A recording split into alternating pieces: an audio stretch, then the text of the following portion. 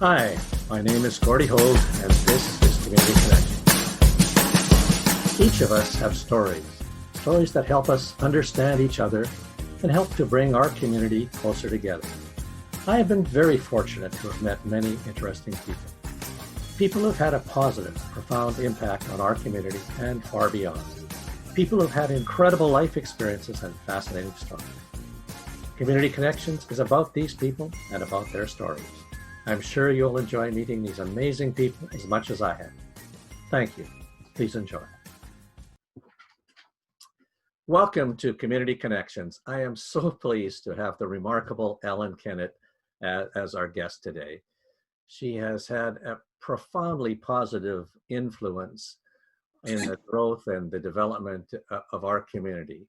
She truly epitomizes what it means to be a caring, compassionate, and engaged citizen. Welcome to Community Connections, Ellen. Thank you so much for being with us today. Thank you, Gordy, for inviting me to take part in this. And I'll do my very best. At age 91, it is quite something to be on Zoom for the first time. Well, I was born almost 91 years ago in the Royal Columbian Hospital, and of course came home to the 5-acre chicken farm where I grew up in Cloverdale. Dr. Sinclair was the doctor when I was born. And Cloverdale was a very, very small place to live. Of course, it was a center of Surrey in those days. The municipal hall was there, the school board office, the police, the Surrey police, and there was one RCMP officer. He had a house there. He never wore a uniform. He was always dressed in a suit and a shirt, a tie. And his wife was my piano teacher. And also the first bank, the only bank in all of Surrey, the Bank of Montreal, was in Cloverdale. Well, I started school in a little one-room school in Cloverdale. It was separate from the other larger elementary school. And the poor teacher had about 50 of us there. And no wonder we picked up every bug there was. There was a water jug in the hallway and one cup to drink out of, which we all drank out of.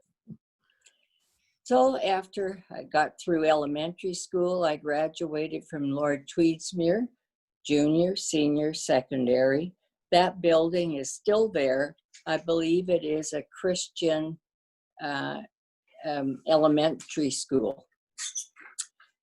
So anyway, I was graduating from school. I could have gone to university, but I didn't. The principal of the day asked me to be the school secretary.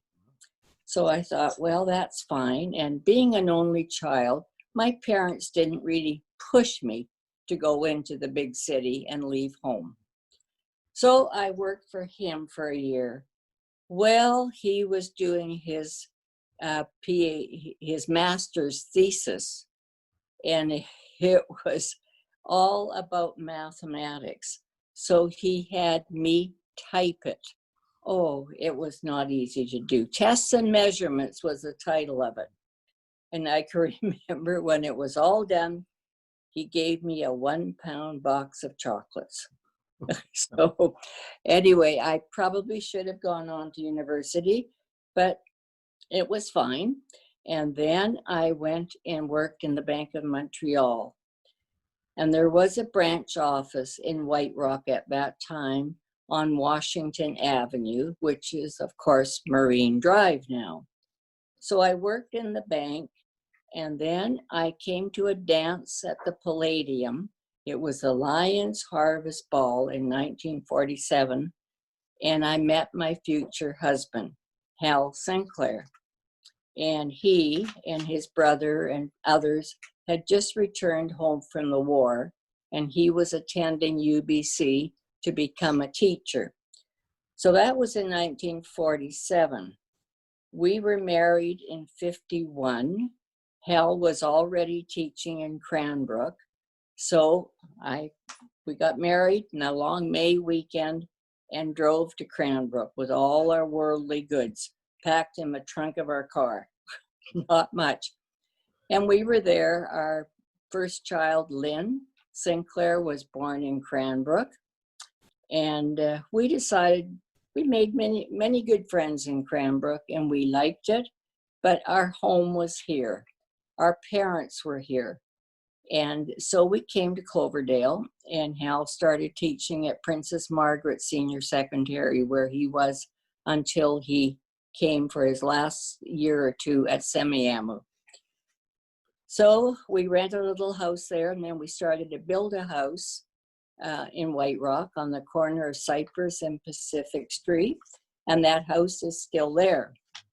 So we moved in with two little girls on the 1st of May, 1954. And it was 129 C Street.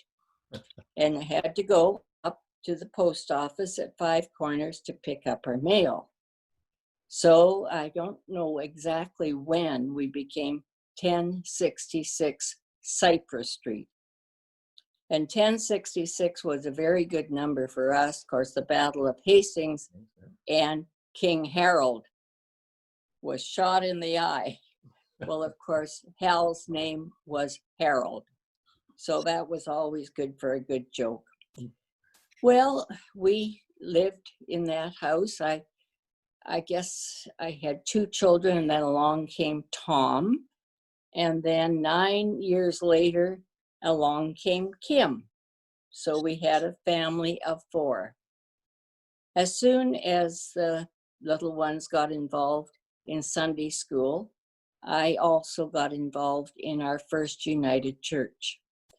And I was involved with it from the time the new church was built. And it was hard to see that church go. Over the years, I've attended so many memorial services there, christenings, and actually Howard and I were married there by Howard Filsinger in 1994.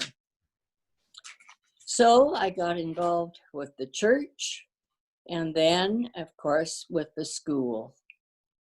And a little later on, we used to have family fun nights at the school, and we were raising money to build a nice school, a playground for playground equipment. And I can remember they were fun events. And I can remember Dodie Higgins, Doreen Ways, Margot Fauchon, and Margaret Graham. We used to sell hot dogs once a week at school at noon hour, and donuts to make money. But the family fun night, we would have quite a lot of money, about $2,000. They always sent it home with me because I had a husband who would be escorting me home. So I guess they figured I wasn't going to be robbed. And of course, I very carefully planted it in our freezer, which, you know, that's the first place a robber looks at. Anyway, there really weren't any robbers those days in White Rock. Let's see, and when the children got a little older, I joined the Hospital Auxiliary in, I think it was 1961. Of course, going back for the building of our hospital, there was a hospital society up in Surrey, and there were businessmen, people from here who were on, the Reeve had created it, and there were people from here who were on that society. Well, they couldn't decide where to build the hospital, and things were not going well. So the 3 people from down our end came down here and formed the White Rock Hospital Society in 1947.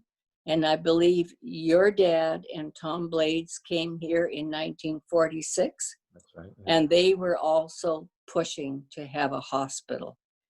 Well, the government said we had to raise $150,000 here before they would agree that a hospital could be built here in White Rock.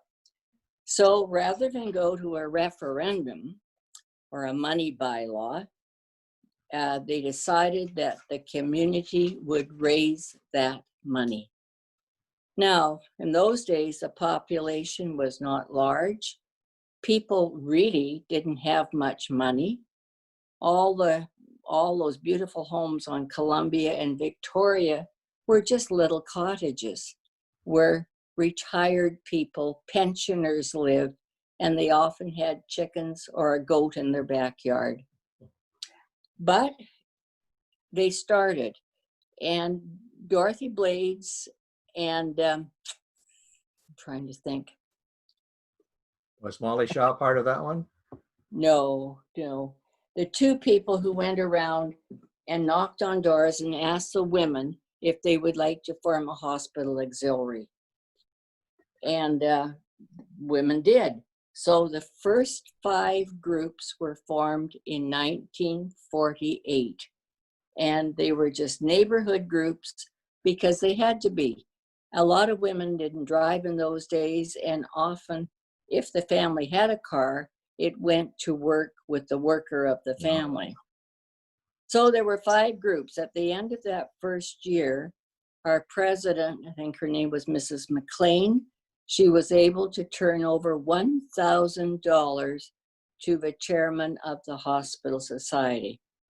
So the auxiliary was off and running, but you couldn't make a lot of money from bake sales and knitting socks and mincemeat sales. I can remember hearing about those. So different other groups formed, and by the end, when I was end of my presidency, we actually had 22 hospital groups. But now I believe we have either 6 or 7. And we were the largest auxiliary in Canada. Wow. So a lot of money had to be made. And one of the groups, the Players Club in White Rock, offered the group that I was in, it was the Hilltop group, and I think Marg Martin kind of got this going.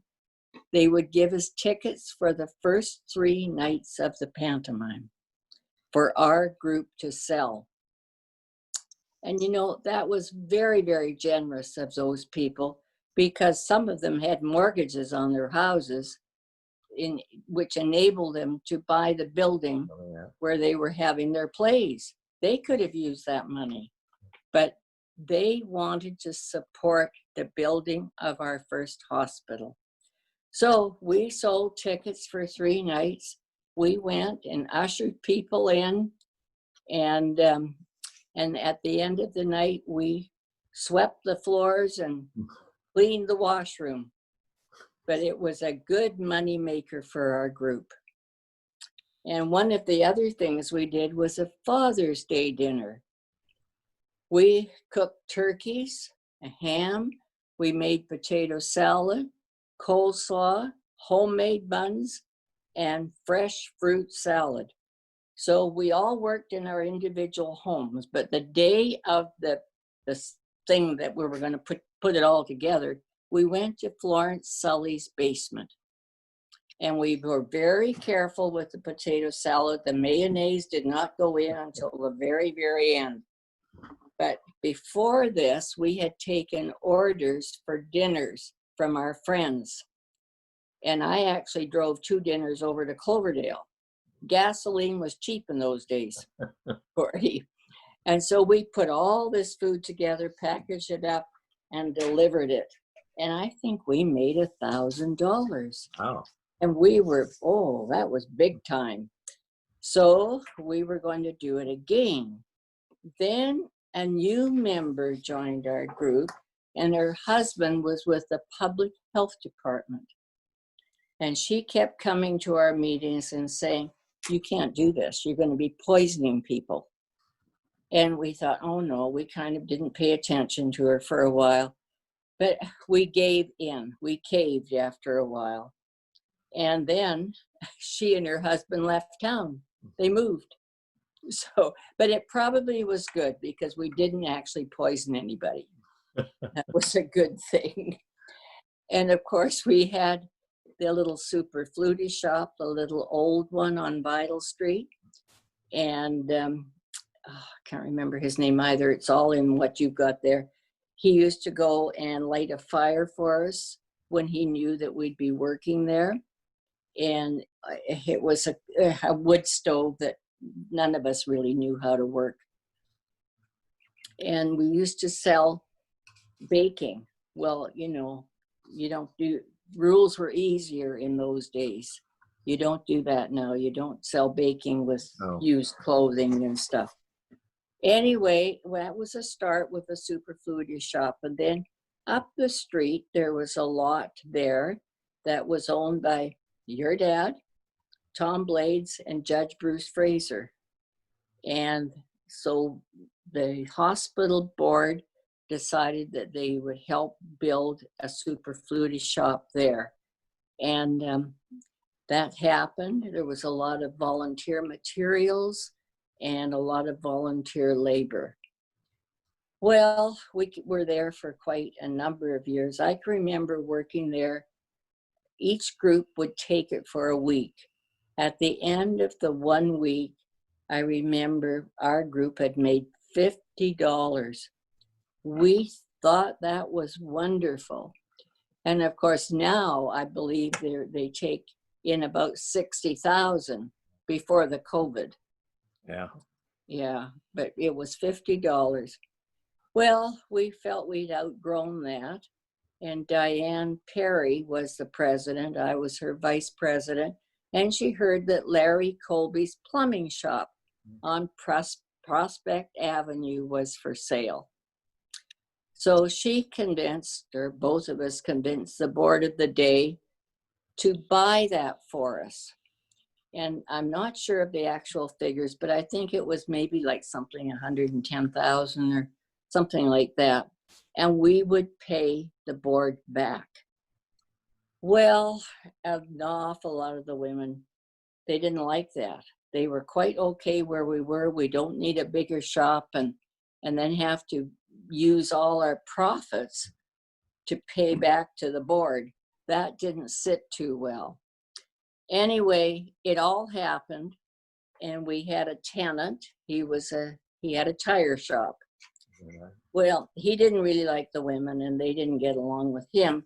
So we gave him notice, took over the tire shop, and it had a great big grease pit and huge big rolling doors at the front. And we heard that there was Bone Furniture. What was his first name? Bone. Yes, Well, anyway, he wanted the doors. So Diane and I went up and spoke with him and said, you may have the doors if you give the superfluity shop a washer and a dryer. So he did. So the shop was enlarged, and it has done nothing but improve over the years. I'm so proud of the women who work there. You know, they're not all young. Yeah. And they do a terrific job.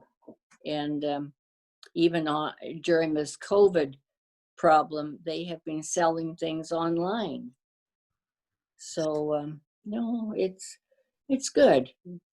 And then I was the group leader 2 or 3 times of my own group. And then I did become the auxiliary president and served on the hospital board. And we were always so proud because our auxiliary president had a vote at those board meetings. I think we were the only auxiliary in BC to be allowed to vote. The other presidents could attend, but don't vote. So that was good, yeah. So I served for 12 years there, and, you know. And became an honorary member. I became an honorary member, and I was I guess the chair for 2 years, Gordy. And when Vicki Curtis was there, that's the time when the foundation began. We wanted to have control of how our money was used, and things were changing. So it was a really, really good move. Yeah. And And I see that the foundation now is using one of the themes that the auxiliary used for the porch light. that's right.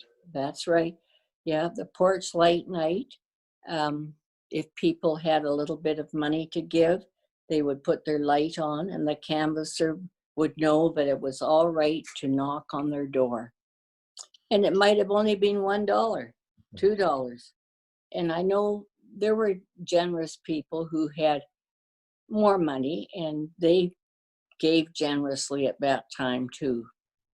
And I know the Lions Club, they drove a refrigerator to Cloverdale in a truck and sold tickets at the Surrey Fall Fair. And Amy Weatherby? Amy Weatherby, yes. She gave 5.5 acres of land. And she was not a wealthy lady at all. And the value we figure at that time was probably about $10,000. But she gave that. She envisioned seeing a hospital there with lovely walkways. There was a little bit of writing that I did come across that she had written. And she loved White Rock, just like I do. You know, I lived in White Rock I guess I was there for 40 years. And then when I married Howard, we kind of jumped over into South Surrey. We found a house we liked. But you know what? I'm a White Rocker. Definitely. And certainly you've contributed in many ways. Can you talk a little bit about your involvement when finally the federal government changed the legislation around coats of arms? And so we were able to actually, instead of having to go to London, England, it was repatriated for the right to come from Ottawa. And you Yes, were it was. active participant in It was. developing the coat of Yes, arms for White Rock and the motto. yes. Gordy, you were the mayor at the time, and you asked if I would like to be on that committee. And I agreed. And they were very interesting meetings with Margaret Lang Hastings, Chief Bernard Charles, Lorraine Ellenwood, and I just don't quite remember who else was there. But anyway, we had many drawings, and one thing almost looked like Disneyland. I can remember that, a great big castle and whatnot. But anyway, we got it put together, and there were 3 mottos: culture, commitment, and Community. community. And I think I'm sure I did, come up with community and commitment. And I think those 3 C's have stood out, and they sit on. They have. And then our Governor General came to White Rock with his wife, Governor Ray Natition. Yeah. And the ceremony was held in the United Church when he presented the coat of arms to White Rock. And then we went down to the waterfront with the Natitians and going to walk to show him the White Rock. And I remember, Gordy, your wife Lorraine said, "Oh, Ellen, would you please walk with Mrs. Natition?" And I said, "Well, yeah, I could do that." And that was very special for me because she is a Danish lady. Oh. And both of my parents were Danish. And my first language was Danish. I think I spoke Danish practically only until I was about 4. So I practiced my Danish on Mrs. Natition. And she knew the little island where my mother had emigrated from. So that was special for me. Yeah, that was a pretty special time for our whole community, I think. And it was. And it was. Yeah. And then I have been involved with Come Share. Yeah. The very first meeting was held in the public health unit on Center Street. And I think it was held in 1976.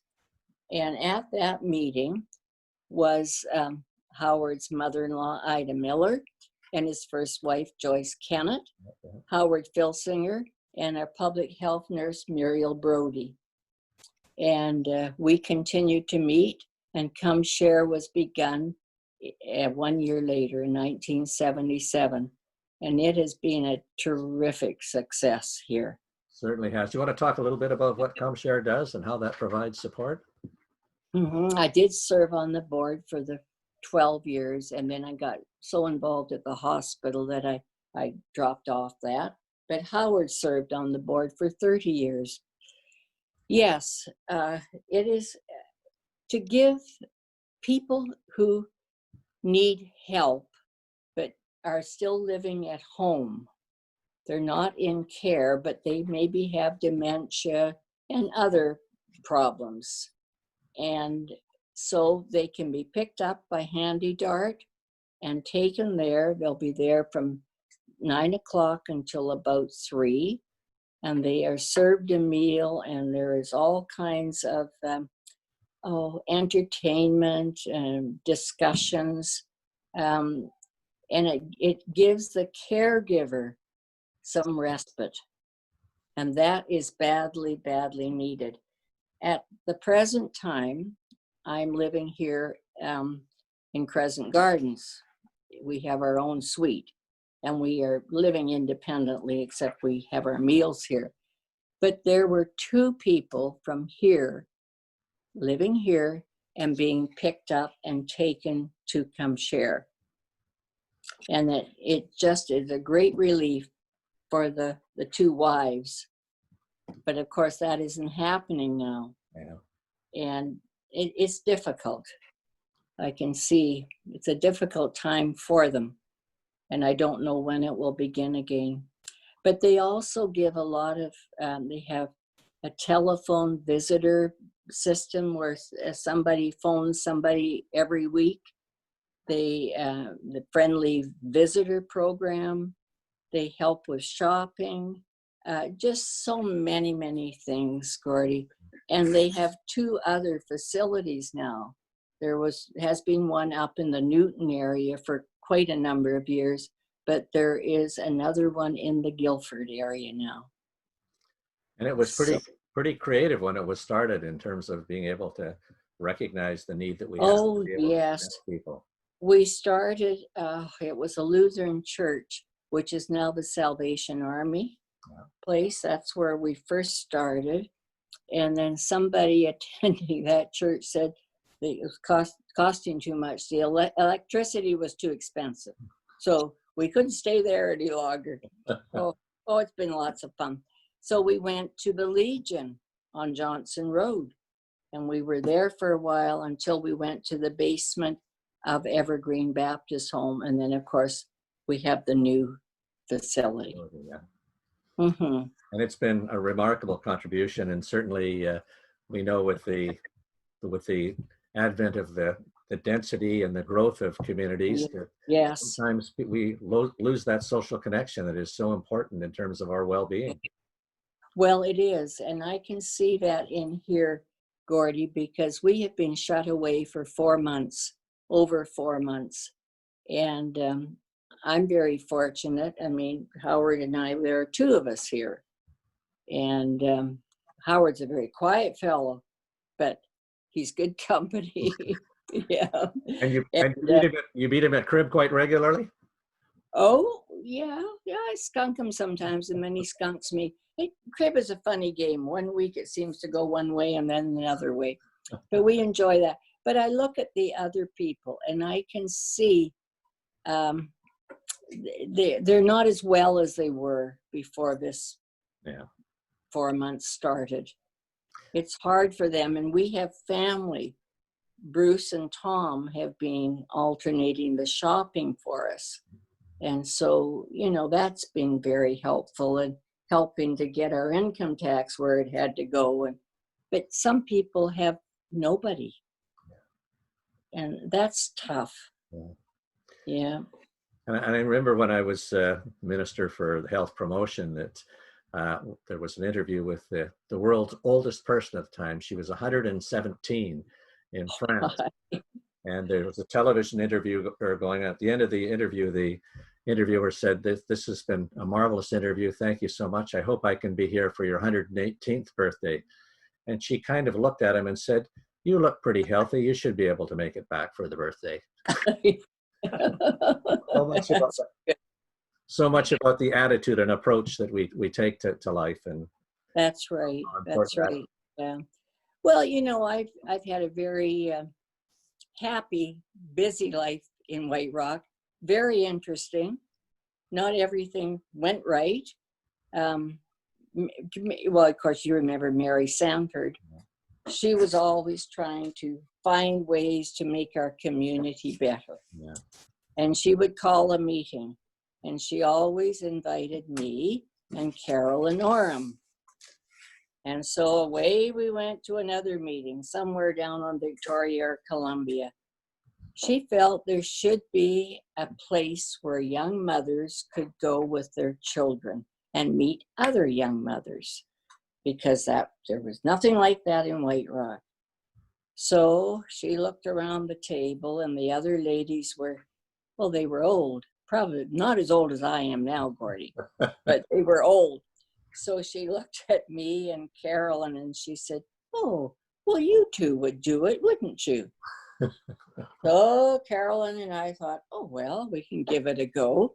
So there was an office way up, well, in South Surrey here, that gave government grants. And I can't remember her name either. But anyway, we went and we had our proposal, put forward what we were going to do and everything. Well, we got a government grant. So we had to find a place for this hillside neighborhood house, we thought we'd call it. It was at Five Corners, one of the older houses just beyond where the Bank of Montreal used to be. Okay, we got in there, we could pay rent. We hired 3 people, and they seemed very good. And of course, the government lady was involved also with us. And these 3 people, they painted the house, they made the backyard nice for children to play in, and they had all kinds of children's activities and coffee pots and stuff for the mothers who would come. Well, everything seemed to go quite well for a year. And then Carolyn and I went one day there to check it out, and the 3rd employee was there in tears. Oh, she said, the other 2 have absconded with the money and gone to Hawaii. Oh, no. So Carolyn and I thought, oh no, what are we going to do now? Are we going to have to pay all this money back to the government? And so we had to go and confess what happened. And oh yeah, anyway, we didn't have to pay any money, but that was awful. Yeah, well, Mary Sanford was certainly a force in the development of our community, and oh, she was the Council of Women, and she did so much with that as well. I know. She did a lot, and she did a lot with the hospital. She was always picking the ladies up and driving them to meetings, and every time there was a meeting, she had a different name tag that she had created for them. It was just a different world here, Gordy. It was a community.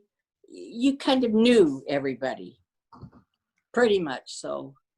And the foundation and the values of the community have grown out of people like you and like Mary Sanford and so many others who came from that kind of background and that kind of belief. Well, White Rock has changed, but I still like it. It's a good place to live.